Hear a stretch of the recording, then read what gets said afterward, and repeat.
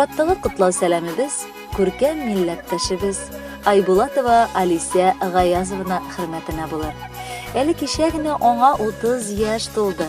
Үзләренең кадерле балалары, яраткан апаларын ихластан матур гомер бәйрәме белән әнисе Насиха Рафаиловна, әтисе Гаяз Абдуллович котлыйлар. Безнең гаиләдә 3 чәчкәбез, 3 сөекле кызыбыз бар. Алар барысы да безгә бик кадерле. Менә Алисәбез төпчегебез. Яраткан сеңелләрем Галиябез дә, Мәрьямыбыз да нык көтеп алдылар. Сизмәдек тә, шул кичкенә балабыз да 30 яшына җитте.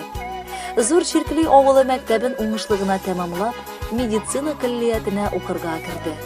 Аны бетереп, киявебез Айса белән матур гаилә кырдылар. Инде 2 сөекле оныкларыбыз Асия һәм Хавабыз бар. Кайнанасы, кодагыебыз Мәрьям белән бик татлы яшьләр алар. Бер үк күзләребез тимәсен. Авырап китсәк тә, күңелдә авыр булса да Алиса иң беренче булып ярдәмгә ашыга. Балабызга аның өчен олы рәхмәт әйтәбез. Ул бала чактан ук бик ягымлы, тыйнак булып үсте. Хәзер инде ул үз балаларына мәхәббәтен бүләк итеп яши. Ул сабый чакта да сөелеп яшәде. Хәзер дә бара җылылыкка уралган. Шул ук вакытта ул дин юлында да намазларын калдырмыйча, уразаларын тотып гомер кичерә. Бу туры юлдан бер дә тайпылмаска Раббым көч-куәтен бирсен. 30 яшь кызыбыз ул бик күркәм вакыт.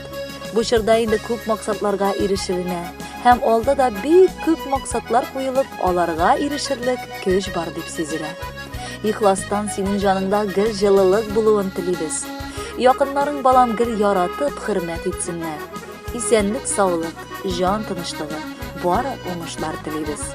Синең янәшеңдә Аллаһ Тәгаләнең фәрештәләре үзләре канат җәеп саклап йөртсеннәр. Без бәхетле тормышыбызда син барга. Кызым, бүген синең туган көнең. Ул көн гаиләбезгә шатлык истәде. Ак биләрдә яткан вакытыңда бигрәк алсу иде йөзләрең. Бүген инде зифа буйлы, матур, гомереңнең асыл чаклары. Дәртле ташкын кебек ярсу, матур үтсен синең язларың. Туган көнең белән сөекле сеңелебез, көләч булсын йөзләрең. Бакчадагы гөлләр кебек ямьле үтсен көннәрең. Кадерле Алисә, якыннарыгызның теләкләренә чын күңелдән кушылып, сезгә ихластан бәхет телибез һәм бүләккә җыр юллыйбыз. Bu tilekler hazır mı?